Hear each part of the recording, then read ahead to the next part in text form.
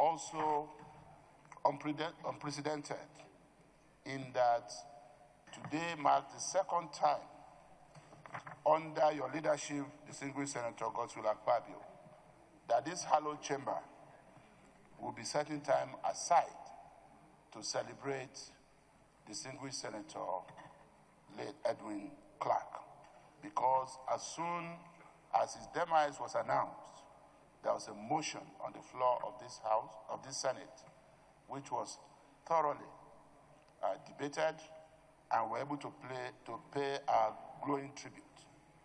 But for the purpose of the valedictory session of today, let me just say, Mr. President and distinguished colleagues, that it is with a deep feeling of grief and heavy heart that I rise to pay tribute to a great leader on behalf of members of the 10th Senate of the Federal Republic of Nigeria, a great leader, nationalist, politician, and an elder statesman, distinguished Senator Chief Edwin Clark, OFRCON, whose demise occurred on Monday, 17th February 2025, at the ripe age of 97. Chief Dr. Edwin Kiabodo Clark was born on 25th day 1927. He had his primary and secondary education in 1938 and 1953. Thereafter, he proceeded to the Holborn College of Law in 1961 and graduated in 1964, just a year after I was born, Mr. President. He was a recipient of honorary doctorate degree from the University of Benin and had a new faculty of management science of the university named after him. Edwin Clark had a wonderful career that cuts across the field of education, public service, and key political positions and appointments to his credit. He served as headmaster in several schools in Ofori, Western Niger, Bomadi, between 1955 and 1957, and was an assistant community development officer from 1957 to 1961. He was also a member of the Honorable Society of Inner Temple, London, from 1955 to 1964. In 1966, Edwin Clark was appointed as a special advisor by the then military governor of Midwestern region. Thereafter, he was appointed the Commissioner for Education in 1968, where he played a leading role in the establishment of the Midwest Institute of Technology, MIT, which transitioned into the current-day University of Benin. Thereafter, Mr. President, distinguished colleagues, he was appointed as the Commissioner for Finance and Establishment in the defunct Bendel State from 1972 to 1975. In recognition of his exceptional brilliance and altruism, he was appointed as the Commissioner for Information in 1975. He had also served as Pro-Chancellor and Chairman of the Governing Council of the University of Benin, Edo State, and the Federal University of Technology, Minna, Niger State, respectively. In acknowledgement of his hard work, dedication, and commitment to national development, he was overwhelmingly elected as a distinguished senator of the Federal Republic of Nigeria in 1979, where he completed a full term of 4 years in 1983. While serving in the Senate, he made indelible mark as an astute leader and a renowned voice for national unity and regional integration. Edwin Clark was a nationalist, a renowned lawyer, seasoned administrator, a philanthropist, and an astute advocate for the rights of the Niger Delta, and by extension, for the rights of ethnic nationality in our country. He founded the Edwin Clark Foundation and established a University of Technology in his hometown to advance the cause of education in Nigeria. He also played several mediation roles to unite warring communities in the Niger Delta. Indeed, his absence will be greatly felt in this country, as his wise counsel had been relied upon in the past to handle some knotty and highly contentious national issues. It is our solemn prayer that God will grant him eternal repose and comfort his family as we mourn the death of this great man and as we celebrate the life of a great man of honor and an elder statesman par excellence. Finally, it is my humble request that Pa Edwin K. Clark is immortalized by the federal government by naming a major national monument after him for his indelible and undeniable contribution to the sustenance of democracy and the development and unity of this country. And to you, Mr. President of the Senate, His Excellency, Distinguished Senator God's Will, Obot Akpabio, I congratulate you on behalf of all of us, and specifically on behalf of the people of South-South. Pa Edwin Clark was happy to have a Senate president from the South-South, and he had to wait for over 40 years to have another one. I'm sure part of what gave him joy was the fact that in his lifetime, another person from that region was elected president of the Senate. And I congratulate you that you are here today presiding over his valedictory session. Thank you. From our various icons from the south-south part of Nigeria,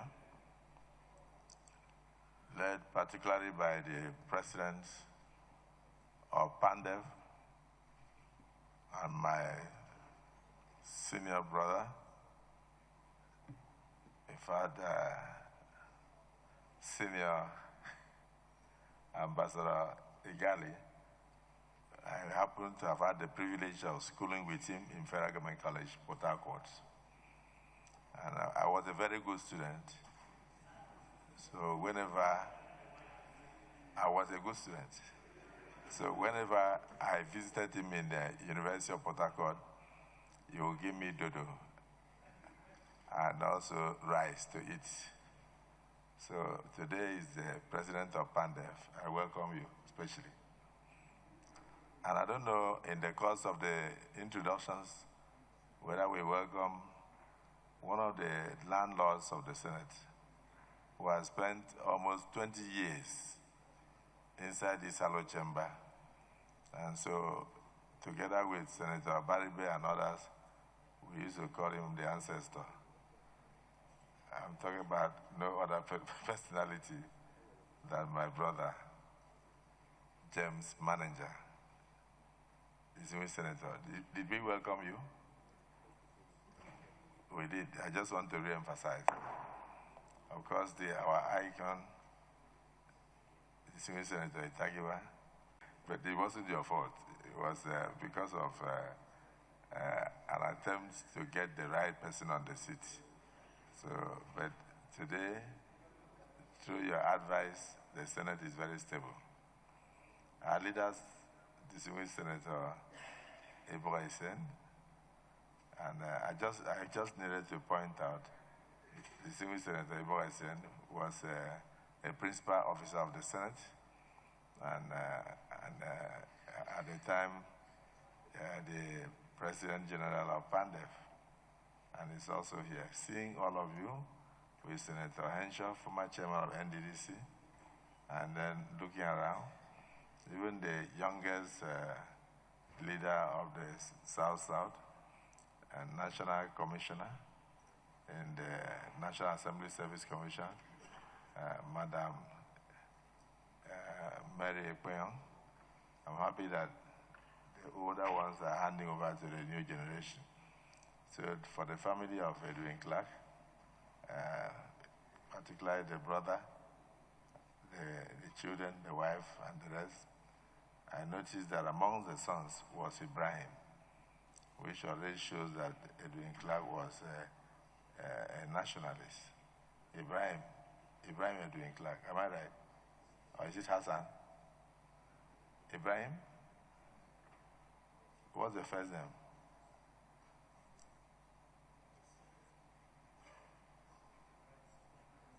Ibrahim. Ibrahim. I wanted them to know it is not only in Morocco that that we have beautiful women. So Deputy Senate President, take note. In northern Nigeria, we also have beautiful women. So Edwin Clark also had one from there. So Ibrahim, please sit down. I'm happy to see you amongst the children. So you're all welcome. The Senate leader has done the needful. But let me add my voice before I give an opportunity to all the zones here to say one or two words.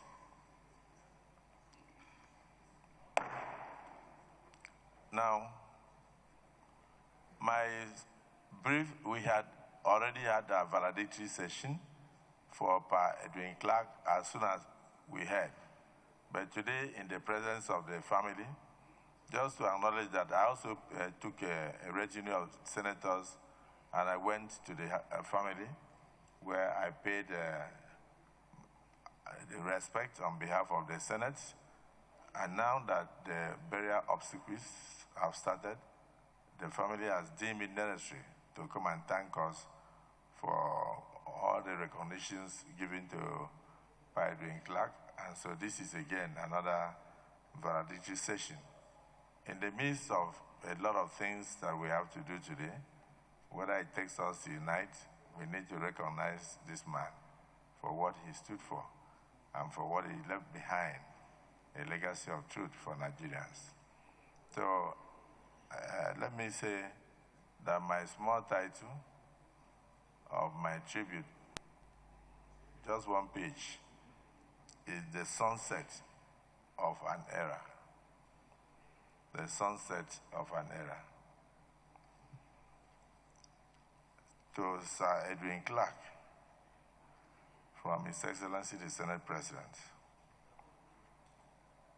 You were able to come together with President Shagari in 1979, alongside Chief Dafinone, alongside Chief Olushola Saraki.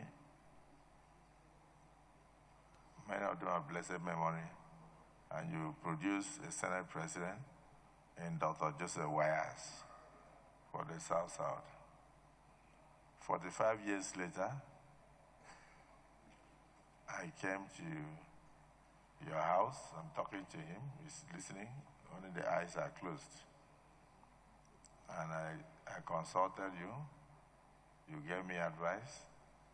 And you threw your full weight behind me. And to the glory of God, when you were in the Senate, you produced a Senate President.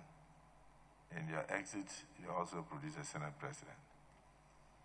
So I must say to him that your labors were not in vain.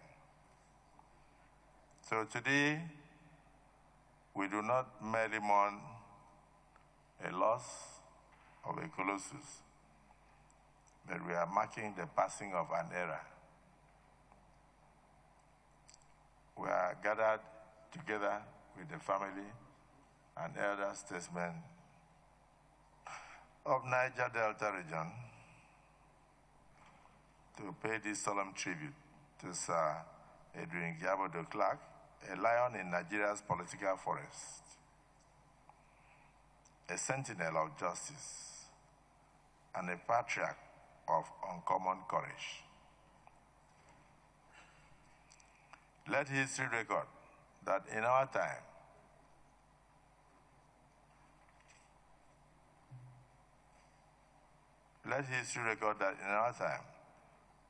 there walked amongst us a man who did not bow to the tides of fear or fashion. He stood firm when it was easier to bend. He spoke when silence could have shielded him.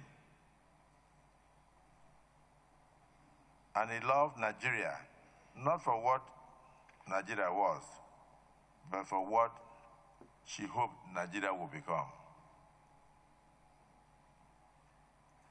in the life of every nation, you have men that will arise and they embody the conscience of that nation. Sir Edwin Clark was such a man. Born in the creeks of the Niger Delta, but his voice echoed in the corridors of power across the length and breadth of Nigeria. He was forged in the crucible of struggle, tempered by the fire of activism, but guided by the unrelenting belief that Nigeria must belong to all her children. Whether you are from the north, whether you are from the south, whether you are from the east, whether you are from the west, whether you are in the minority, or whether you are in the majority, Nigeria, every Nigerian should have a stake in his or her Nigerianness. He was not a man given to timid compromise. No. Sir Edwin Clark was a thunderous advocate for equity, a towering oak in the landscape of our national discourse. When others whispered, he roared. When others hesitated, he marched forward. He taught us that patriotism is not passive. It is not silence in the face of injustice,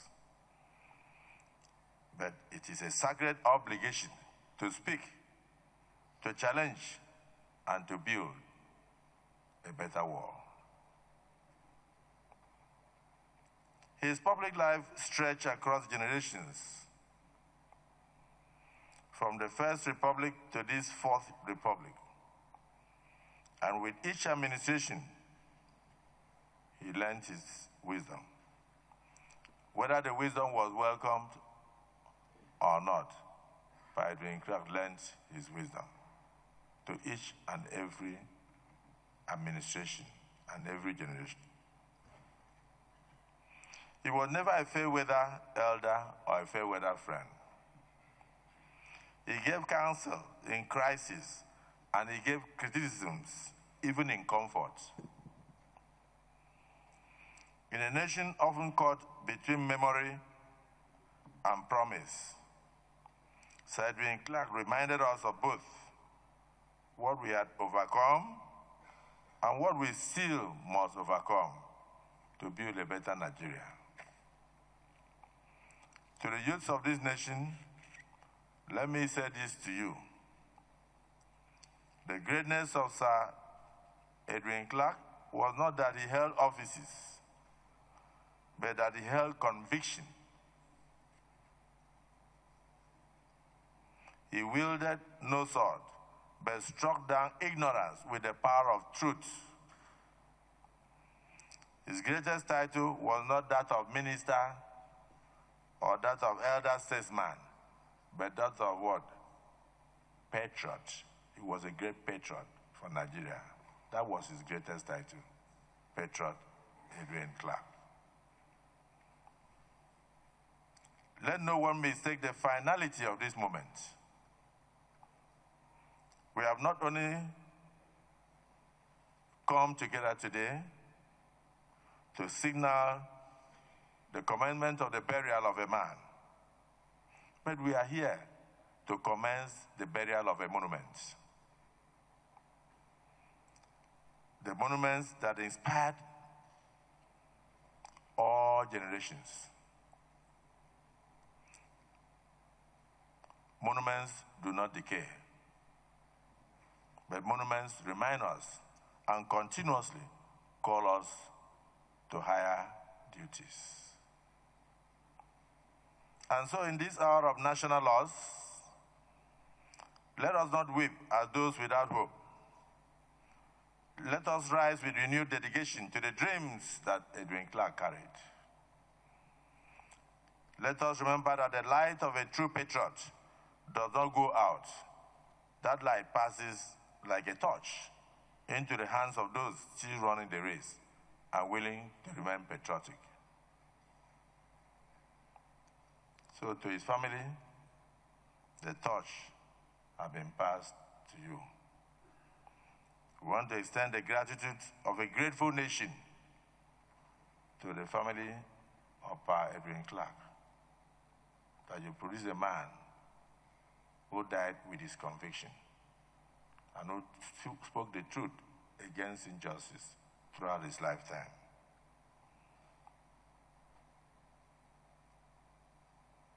To his region, we offer our solidarity as a Senate. And to Nigeria, we rededicate ourselves to the ideals that he championed: justice, unity, equity, and truth. Rest in peace, Sir Edwin Clark. You have run your course. You have kept the faith. You have spoken your truth. You are dying with your conviction. And now the soil of the land that you so dearly loved, Niger Delta, shall cradle you in its eternal embrace. May your memory be eternal, and may your legacy endure forever. I thank you for listening to me. Listen.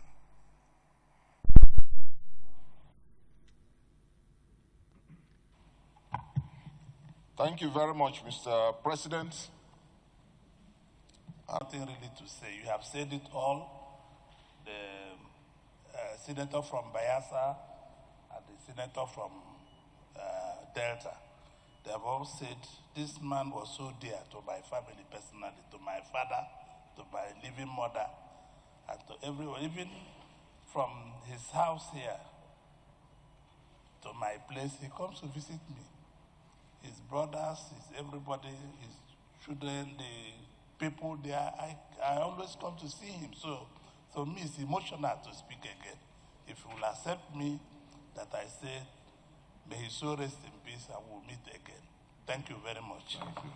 You have days like this, like today, is a day of reflection, and you have said everything in your tribute. The only thing we can say is, for us that are coming up, we will seek to look at his virtues and see how we can emulate him. May his soul rest in peace. Amen. Rare, uncommon elder statesman who is passionate, fearless, energetic, and transparently honest. Mr. Senate President, I met this gentleman several years back when I was made the chairman of Niger Delta crisis in the House of Representatives. So I had an official visit to him. He had his own reservation as to whether or not somebody not from Niger Delta will be able to appreciate the terrible human degradation of Niger Delta. And from there, I took him around what I've done in the house and what I did, my travels across the creeks of the Niger Delta, and he was so delighted that someone somewhere who is not from the Niger Delta should have that kind of sympathy and empathy to what is happening in Niger Delta. And I assured him that the National Assembly at that time, the House in particular, was actually Niger Delta bias. And in fact, when we were able to do the onshore-offshore dichotomy bill, and we passed it, and some of us galvanized almost the totality of the Northern Board on the passage of onshore-offshore dichotomy. During that evening, Edwin Clark called and was so delighted that Nigeria could just be one. And at that material time, we kept relationship. Sometimes I send him a text. But what you take out of this, the entire life of Edwin Clark on the unique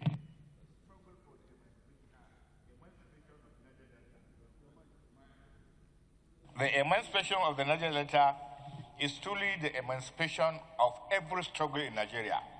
And therefore, wherever there is emancipation, the struggle is the emancipation of every other place. I know we are running short of time, but one thing that I will take away is that Edwin Clark is never an AGP.